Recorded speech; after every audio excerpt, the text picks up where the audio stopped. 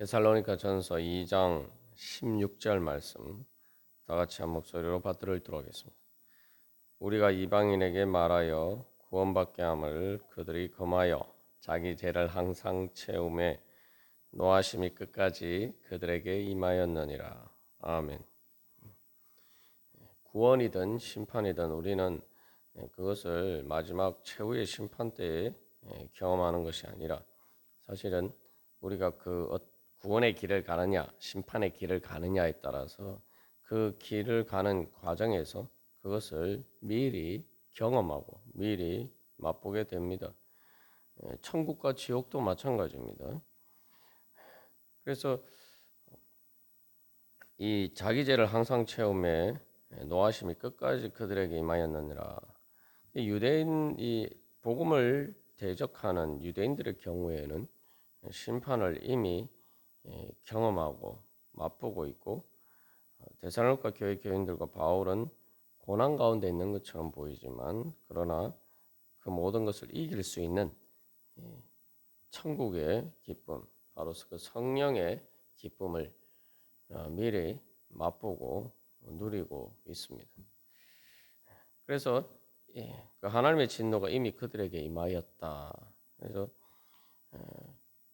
결국 자기들 스스로 그 하나님의 진노를 사는 그런 죄의 길에 있음으로써 자기 스스로 구원받지 못하는 그런 과정에 있는 것 자체가 바로 이미 그 하나님의 진노를 받은 것이나 마찬가지란 말이죠. 그래서 현실적으로 보면은 또 이미 죄 가운데 있기 때문에 죄와 사망의 종로로 타고 그 노예로서 살아가고 있기 때문에 이미 그 자체가 문제인 것입니다. 그 자체로서 이미 죄를 경험하고 자기 스스로가 자기 스스로에게 대적이 된단 말이에요. 자기 마음이 지옥 같고 그렇단 말이죠. 단지 그것이 그렇지 않은 것처럼 가정하거나 그냥 속는 것뿐이죠. 그래서 여기서 이제 이 죄를 통해서 결국 하나님의 진노하심에 끝까지 이르는 그 과정을 볼 때 우리가 몇 가지 분별해야 될 것이 있습니다. 첫 번째로 이제 회개하지 않으면은 우리는 하나님의 그 진노하심을 피할 수 없습니다. 그것은 그런데 이제 우리가 그것을 하나님의 진노하심을 제대로 잘 깨달아 알지 못하고 내가 인지하지 못함으로 하나님께서 하나님의 진노가 있느냐, 뭐 심판이 있느냐, 우리가 이렇게 생각할 때가 많습니다. 반대로 거꾸로 예수님을 따르는 데서 수반되는 수고와 고난과 때로 이제 박해의 경우에는 정말 하나님께서 거기에서 구원하시는 구원이 있는가? 뭐 그렇게까지 아니더라도 우리가 주님을 따르는데 또 기도하고 그 신앙생활하는 가운데 주님을 따르는 효과가 지금 있느냐? 우리가 이런 생각을 하게 됩니다. 이제 하나님의 진노하심과 관련해서 우리가 그런 착각을 하게 되는 것은 하나님의 오래 참으심을 간과하기 때문입니다. 다시 말하면은 우리가 죄를 지을 때에 하나님의 진노는 이미 나타나는 거예요. 하나님은 이미 거기에 대해서 분노하십니다. 물론 그런 분노가 이제 우리 보통 사람들의 그 죄에서 나오는 분노와 다른 그 하나님의 정의에서 정의로우신 분 하나님의 관점에서 그 죄에 대해서 싫어하시고 그 죄에 대해서 심판하실 수밖에 없는 그런 하나님의 의의 관점에서 이제 이야기하는 거죠. 중요한 것은 하나님의 진노는 이미 죄를 지을 때에 일어난다는 거죠. 그러나 하나님께서 그 진노를 오래 참으시고 그것에 대한 처벌을 나중에로 미루어 두시는 것뿐입니다.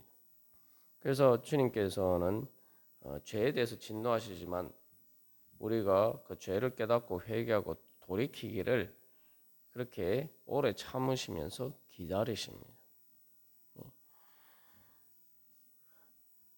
그래서 여기서 이제 중요한 것은 우리가 회개하고 돌아갈 때에 그 하나님의 오래 참으시는 바로 그 하나님의 사랑이 우리에게 효과가 나타나지만 그렇지 않으면은 끝까지 그 하나님의 오래 참으심을 무시하고 우리가 회개하지 않고 주님 앞에 돌아가지 않으면은 그 하나님께서 미루어 두셨던 그 진노가를 피할 수가 없는 것이죠. 그래서 우리는 하나님께서 우리의 죄에 대해서 오래 참으시는 것을 우리가 회개하고 주님 앞에 돌아갈 좋은 기회라고 생각하고 하나님의 그 사랑의 인자하심과 자비를 따라서 하나님의 선하심을 향해서 돌이키는 그런 선한 기회로 삼아야 됩니다. 그런데 인간들은 완악해서 그것을 선을 향한 기회로 삼지 않고 오히려 죄를 위한 기회로 오히려 악용을 한다 이 말이죠. 그러면은 결국 하나님께서 이렇게 진노하지 않으시고 진노에 따라서 진노하시는 대로 바로 심판하지 않으시고 그것을 참으셨는데 그러한 그 하나님의 진노하심이 죄를 회개하지 않고 점점 계속 그 가운데 머물러 있으면은 어떻게 됩니까? 하나님이 참으신 그 죄에 대한 처벌의 분량이 점점 늘어나는 거죠. 그래서 사도 바울이 그렇게 될 때에 하나님의 진노하심이 끝까지 완전히 꽉 찬다 그렇게 표현하고 있는 것입니다. 그래서 우리가 늘 기억해야 할 것은 하나님께서 살아 계시지 않아서 하나님이 심판하시지 않아서 하나님의 죄에 대해서 그냥 무관심하시고 그래서 내팽겨 두시는 게 아니라 하나님께서 우리의 죄에 대해서 하나님께서 우리에게 기회를 주시는 것이다. 이것을 그런 관점에서 우리가 깨달아 알고 그래서 하나님께서 오래 참으시는 만큼 우리가 죄를 회개하는 것을 미루는 것이 아니라 오히려 더 급한 마음으로 신속하게 우리가 속히 돌이키고 늘 주님 앞에 깨어서 우리가 주님의 뜻을 따라서 또 회개하고 주님 앞에 돌아가는 그런 관점에서 우리가 시간을 잘 활용해야 됩니다. 그래서 사람들이 자꾸 이렇게 미루는 경향이 있는데 진짜 해야 될 일을 자꾸 미루는 경향이 있어요. 그게 이제 죄의 속성이죠. 근데 죄를 짓는 데는 미루지 않아요, 사람들이. 죄 짓는 데는 속히 하고 하나님의 뜻을 행하고 의를 행하고 또 선을 행하는 것은 자꾸 미루는 경향이 있습니다. 그러면은 그것은 하나님의 진노하심을 꽉 채우는 그런 방향으로 내가 삶을 살고 있는 것이랍니다.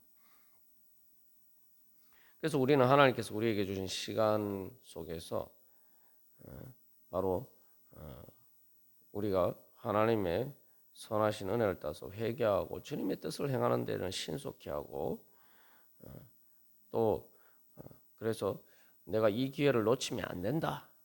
그런 믿음으로 우리가 주님 앞에 나아가야 됩니다.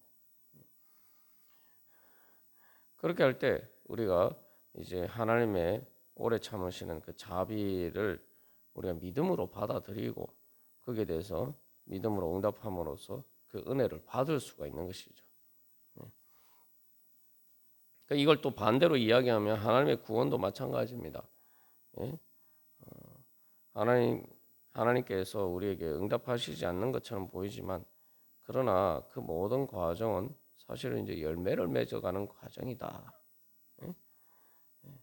그래서 그 소망을 가지고 인내하면서 주님께서 지금 그러니까 지금 당장에 내 눈앞에 열매가 보이지 않는다 하더라도 지금 내가 열매 맺어 가고 있는 과정이다. 우리가 그런 믿음 가운데서 바라볼 때에 우리는 성령의 기쁨을 맛볼 수가 있습니다. 그 성령의 기쁨은 그래서 소망의 기쁨인데 단순한 미래에 대한 것을 바라보는 기쁨이 아니에요. 미래지만 이미 확실하게 이루어질 것이기 때문에 그것을 내가 현재로 경험할 수가 있단 말이죠. 우리가 여러 번 예를 든 것처럼 두 가지 예를 비춰보면은 그것을 알 수가 있죠. 다시 말하면 이제 어떤 내가 이 심고 이렇게 가꾸는 가운데서 우리가 일반적으로 이제 가을에 열매가 맺을 것을 기대하고 소망할 수가 있어요. 그럼 그것들이 믿음 잘 자라는 것을 보면은 그렇게 우리가 뭐 열매가 보이지 않아도 그죠? 뭐 꽃이 피고 잎이 나고 이런 과정들을 보면은 아 가을에 열매가 잘 맺히겠구나. 우리가 이것을 뭐 믿어 의심치 않는다 이 말이죠. 그냥 그렇게 가면은 당연히 열매가 맺는단 말이죠. 그런 관점에서 우리가 이제 우리가 소망을 생각해 볼 수 있고 더군다나 주님께서는 성령님께서 보증하신다는 거죠. 그 열매를 반드시 맺을 수 있도록. 그래서 우리가 이제 자연에서 이 농사를 지을 때에도 대부분 뭐 자연재해가 없으면은 큰 문제 없이 열매를 맺습니다. 이게 이제 하나님의 구원은 하나님께서 그 자연재해라는 상황을 하나님께서 다 통제를 하시죠. 우리의 영적인 관점에서는 그렇기 때문에 우리가 바로 주님을 따르는 것은 반드시 열매 맺을 수 있도록 주님께서 다 이렇게 보존을 하십니다. 내가 당장에 뭐 여름에 비바람이 불고 뭐 또 천둥 번개가 친다고 해서 뭐 열매를 안 맺는 것이 아니죠. 그리고 뭐 우리가 병원에 입원해 있는데도 의사가 아유 이렇게 잘 이렇게 치료만 받으면은 100% 확실하게 완치되어서 건강하게 태어날 수 있습니다. 이렇게 이야기하면은 우리가 그 치료 과정이 힘들더라도 우리가 소망을 가지고 우리가 그렇게 잘 치료를 받을 수가 있습니다. 반대로 이제 구원은 이제 그런 과정이죠. 그러나 이제 죄도 우리가 하나님 앞에 회개하고 돌이키지 않으면 결국 소망의 인내가 아니라 우리가 깨닫지 못하는 사이에 그러한 심판을 향해서 가게 됩니다. 그 다음에 두 번째로 우리가 경계해야 될 부분은 이런 유대인들의 경우에 비추어서 깨달아야 할 것은 죄도 이렇게 점점 안 좋은 방향으로 가속도가 붙는다는 거예요. 이게 이제 세상 모든 일의 원리입니다만 자연의 법칙도 그렇고 어떤 힘을 가하면은 그냥 항상 일정한 속도로 가는 게 아닙니다. 힘을 가하면은 점점 이렇게 속도가 점점 올라가요. 똑같은 힘을 계속 가하면은 예를 들면 차에 엑셀을 계속 똑같은 정도로 밟고 있으면은 차가 똑같은 속도로 가는 게 아니죠. 차가 점점 가속이 돼서 속도가 점점 빨라져요. 그 죄도 마찬가지입니다. 죄만 그런 게 의도 마찬가지예요. 하나님의 은혜를 누리는 것도 마찬가지. 그래서 중요한 것은 우리가 어떤 힘을 가해서 어떤 방향으로 가속도가 붙느냐. 이게 이제 신앙생활에 이게에서 나타나는 전형적인 증상입니다. 신앙생활 열심히 하지 않고 내가 하나님과의 은혜의 자리에 있지 않으면은 점점 더 하나님에게서 멀어지는 쪽으로 힘이 더 강해지기 때문에 내가 점점 하나님과 멀어져요. 그런데 멀어지는 속도가 점점 가속도가 붙어요. 겉으로 보면 잘 드러나지만 내 영혼은 그렇게 하나님과 점점 멀어지어 가고 있는 거예요. 그래서 우리가 신앙생활은 폭포가 있는 마지막 그 하류에 폭포가 있는 강물을 거슬러 올라가는 것과 같단 말이죠. 이제 이제 힘을 가하지 않고 가만히 있으면 점점 하류로 갈수록 점점 속도가 빨라지죠. 그 폭포의 낭떠러지로 떨어지는 것을 향해서 더 빨리 달려가게 됩니다. 그러나 이제 거슬러서 점점 상류로 올라가면 올라갈수록 이제 하류로 떠내려가는 힘이 점점 약해지죠. 그런 것과 마찬가지입니다. 우리가 계속 이렇게 하나님을 따라가는데 예수님을 따라가는 방향으로 우리의 힘을 쓰지 않으면은 이 유대인들처럼 오히려 반대로 하나님을 기쁘신 뜻을 거스르고 는 복음을 방해하는 쪽으로 자꾸 이게 힘을 쓰다 보면은 바로 그 안 좋은 방향으로 점점 가속도가 붙어서 나중에는 자기 스스로 그것을 통제할 수 없는, 주체할 수 없는 그런 지경에까지 이르게 됩니다. 자기 스스로 멈출 수 없는 그런 자리까지 나가야 돼요. 차가 가속도가 붙으면 어떻게 됩니까? 순식간에 이렇게 속도가 빨라지면은 이제 결국은 큰 사고가 나게 되죠. 죄도 마찬가지. 그래서 우리가 내가 신앙생활하면서 내가 살아갈 때에 내가 어떤 방향으로 힘이 주어지고 있고, 그래서 어떤 방향으로 이 가속도가 붙고 있는가, 우리가 이것을 항상 점검해 봐야 돼요. 우리는 가만히 있어도 사실은 이 세상에서, 우리의 육신으로 사는 이 세상에서는 점점 이렇게 죄와 사망의 권세의 영향력 아래 있기 때문에 그 힘은 항상 가해지는 거예요. 그러니까 우리가 내가 깨어서 신앙생활 제대로 하지 않으면은 뭐 이 정신적으로뿐만 아니라 삶의 그런 무거운 짐들이 점점 무거워져요. 벌써 나이가 들면은 뭐 다른 세상에 뭐 힘들고 어려운 일에 무거운 짐이 없어도 육신 자체가 무거운 짐이 된단 말이에요.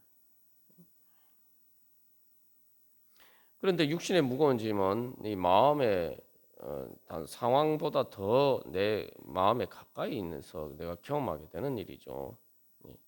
그리고 그것은 계속 내 몸을 통해서 경험하게 되는 일. 그런 것처럼 이제 우리의 육신으로 사는 사람은 이 노화의 과정을 겪는 것처럼 그 속에서 또 그게 이제 사망의 권세죠.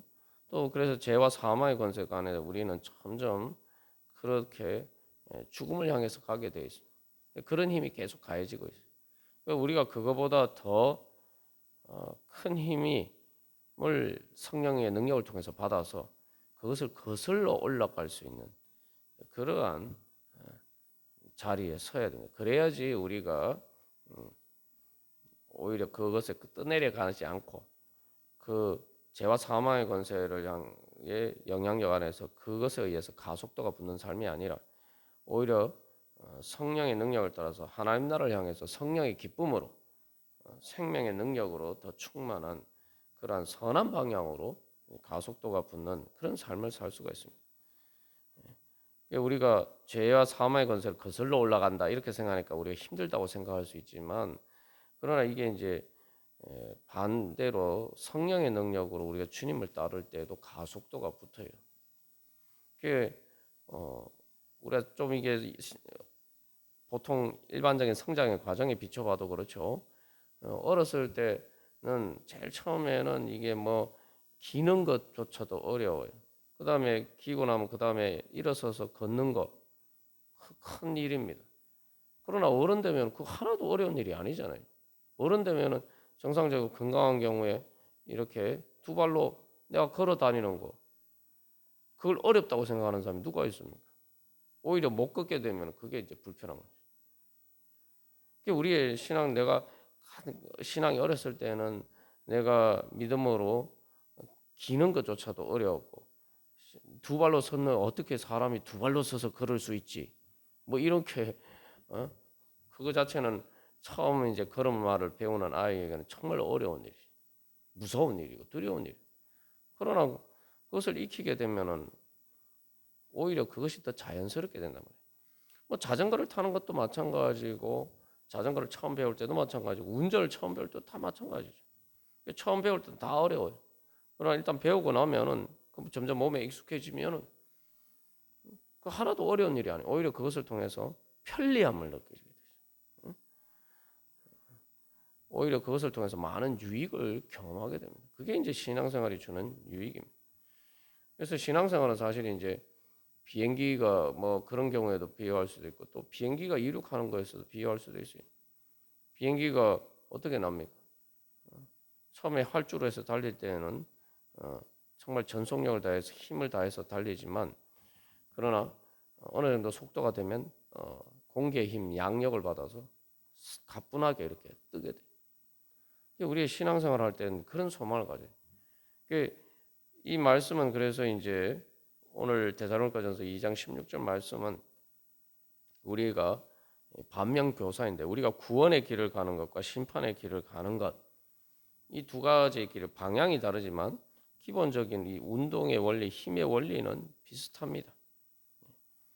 그래서 이제 이 유대인들과 반대로 이 바울과 또 데살로니가 교회 교인들처럼 복음을 믿는 믿음으로 주님을 따르고 그렇게 나아갈 때는 비록 어떤 고난과 장애물이 있다 하더라도 오히려 그것을 극복하고 이제 그것보다 더 큰 하나님의 은혜를 경험하면서 주님 앞에 나아갈 수 있게 됩니다.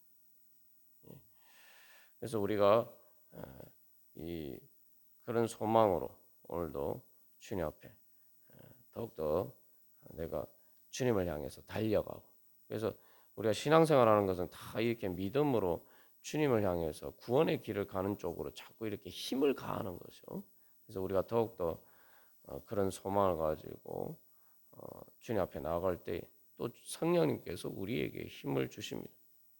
우리가 늘 기억해야 될 것은 죄와 사망의 권세도 우리가 어떻게 할 수 없는 그러한 운명의 힘처럼 우리에게 육신의 노화가 그러하듯이 우리에게 그렇게 힘을 가하는 것이지만, 그러나 우리 한 가지 기억해야 할 것은 죄와 사망의 그런 권세의 힘보다 성령의 능력, 하나님께서 예수 그리스도를 통해서 우리를 구원하시는 그 능력이 그것과는 비교할 수 없이 더 큰 힘이라는 것이죠. 그리고 우리가 이 땅에서 살아가는 삶 자체가 뭐 신앙을 떠나서도 이 자연적으로 살아가는 이 우리의 육신의 존재 모든 그런 것들도 창조주 하나님의 그 힘과 권세와 예수 그리스도의 말씀의 그 자연 법칙으로 표현되는 그 예수 그리스도의 말씀의 은혜 가운데 있는 것이라는 거죠.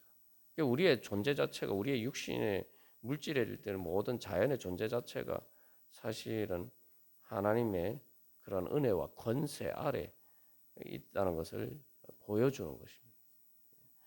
그래서 우리가 생각해 보면 어떻게 이 내 생명이 오늘도 이 말 그대로 흩어지지 않고 어떻게 내가 이렇게 연약하지만 내 생명을 유지하면서 살아갈 수가 있느냐? 이 생명의 육신의 생명의 신비 자체가 사실은 하나님의 권세, 죄와 사망의 권세보다 더 강하신 하나님의 권세를 보여주는 것입니다. 그래서 우리가 다시 한번 그러한 죄와 사망의 권세보다 더 크신 주 예수 그리스도를 통해서 나타나는 하나님의 그러한 권세와 은혜와 그러한 능력을 바라보는 믿음으로 우리가 주님을 따라가고, 그래서 오늘도 구원의 길을 힘차게 달려가기를 간절히 소망합니다. 다 같이 기도드리시겠습니다.